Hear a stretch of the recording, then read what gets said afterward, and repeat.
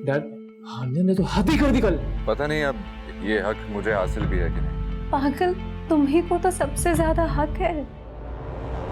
देखो, ये मत भूलो कि उन दोनों का निकाह हो चुका है। अगर निकाह के साथ में रुखसती कर देते तो शायद ये दिन नहीं देखने को मिलते। अब ये आइंदा वाइंदा कुछ भी नहीं, हानिया को खुला चाहिए। डैड मेरी बात सुन लीजिए। डैड,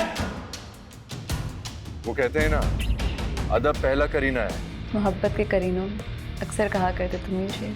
क्या कह रहे हो रहमत, ये कैसे हो सकता है? अल्लाह बाप से कहो गाड़ी निकाले, मुझे अभी इसी वक्त शहर जाना है। जो दिल पे हाथ रखती है।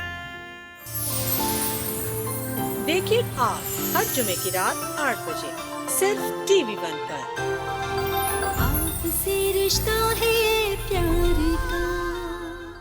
TV1 के निहायत दिलचस्प ड्रामों और एंटरटेनमेंट से भरपूर शोज किसी भी वक्त देखने के लिए हमारे YouTube चैनल को सब्सक्राइब करें और बेल आइकॉन पर क्लिक करें।